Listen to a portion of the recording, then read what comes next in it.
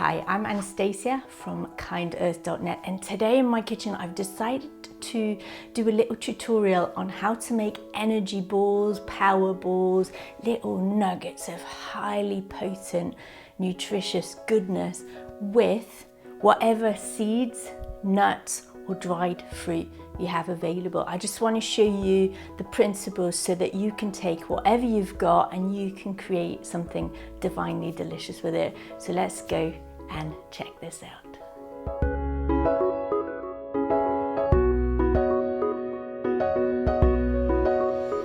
So basically, if you go to my website kindearth.net or check the link below the video, you'll find a whole bunch of different ideas for energy balls, power balls, and all of that with different ingredients. But today I wanted to just show you the principles so that you could just make your own. I'm all for that. I'm all for just, not really following a recipe, taking what you have, understanding a few little things and going for it.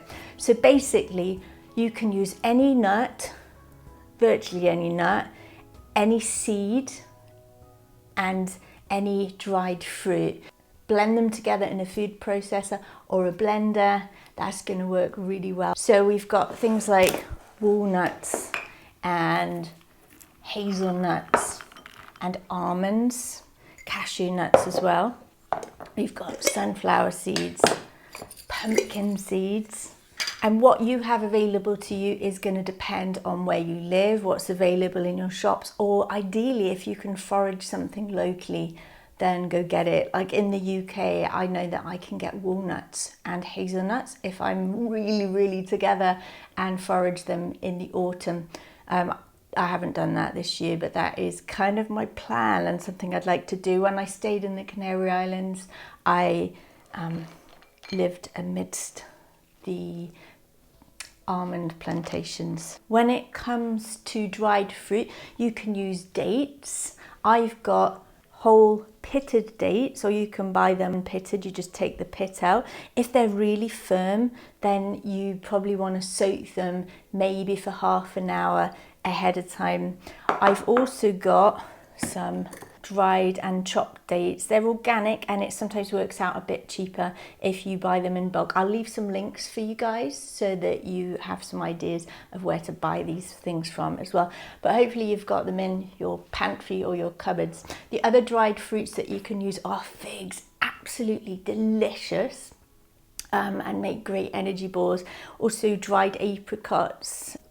As a rule of thumb, I want to take about 50% nuts or seeds and blend it together with up to 50% dried fruit. Sometimes I put a lot more seeds in and I might have, say, 30% dried fruit. I'm giving you these figures not so that you kind of get your calculator out and measure everything to the T, although you can do that if you want to. I'm saying it so you get an idea of how much play there is. You can add more dried fruit. If you have more dried fruit, you can add less nuts and seeds. Basically, as long as they blend together and you can roll them in a ball, you're good. If you find that you do your mixture and it's not sticking together as well as you would like it to, then simply add a little dash of water into it and then you might find that it comes together nicely. Also, you can add a dash of liquid sweetener like maple syrup, brown rice syrup, something like that.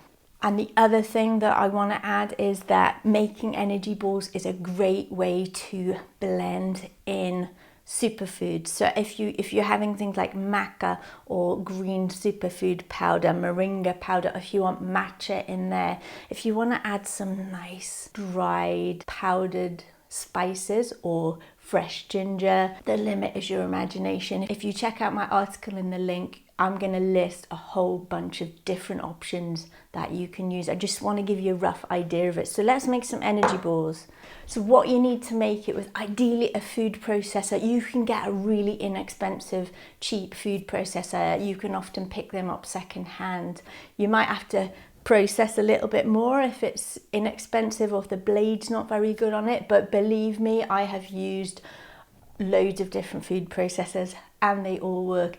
If you don't have a food processor, just use your blender. If you have a magic bullet or a NutriBullet, you can grind the seeds and nuts first and then soak your dried fruit and then just mush it together with your hands. I'm not going to do a demo of that today, but if you want me to show you the NutriBullet Magic Bullet method, let me know and I'll put a video out for you. So what I'm going to use today is almonds. I'm going to put them in my food processor. I'm just sort of guessing that that is about 250 grams. And no idea, to be honest. I'm also going to add pumpkin seeds in. I love adding pumpkin seeds into things. It just gives you a nice bit of balanced nutrition. I'm going to blend the nuts and seeds down first.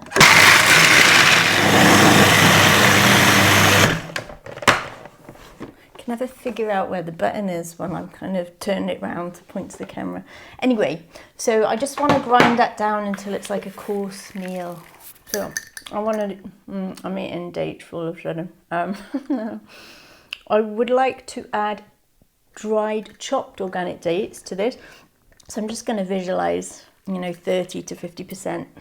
And remember, that could be any seed, that could be any nut, that could be all sunflower seeds, all pumpkin seeds, all hazelnuts, it could be any dried fruit. So, I'm talking about using what you have available here. So if you just use dried fruit and nuts and blend that together, that on its own is going to taste absolutely delicious. I'm actually going to add some vanilla extract in because I rather fortunately have some. So with that amount, I'm going to add about a teaspoon, maybe 2 teaspoons. So I'm going to add up to about a tablespoon of cinnamon as well. It's not necessary, it's just nice there. The other things you can add into this are carob powder, desiccated coconut, shredded coconut, cacao powder, but I'm just going to leave it like that. So I'm going to blend that together.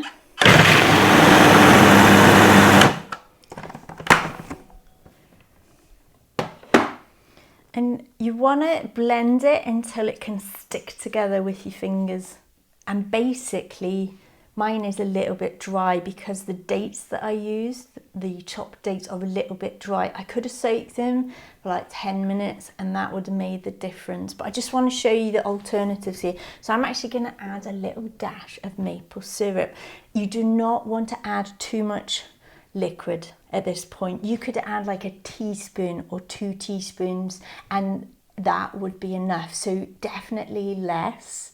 You can't really take it out if you make it too soggy. And to be honest, that was probably about 2 teaspoons worth. So it's actually not that much. Let's see if that works.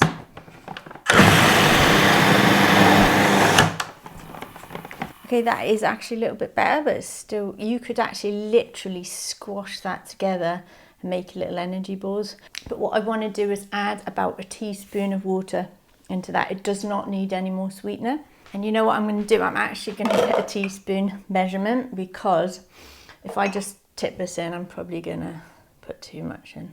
Because I know some people like a recipe and like to follow it, and I do have a whole bunch of them that work to perfection. But this is actually about helping you just to wing it yourself. All right, and you can just see how that was sort of coagulating together better, that it's sticking together, and that is absolutely perfect. See that? Squashy, squashy, squashy.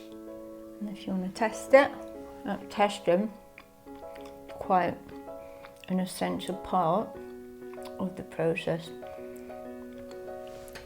It's really good. So you just basically squash them together and roll them with your hands. You can do it tiny little balls, or you can do golf-sized balls. It's completely and utterly up to you. So thank you for tuning in. If you like what you see here, it means a lot to me if you can give this video a thumbs up just to help the algorithms on YouTube. Please do come and subscribe to my YouTube channel if you want to stay up to date with all the latest and new recipes and information. Come visit my website, kindearth.net. Thanks for being here and bye for now.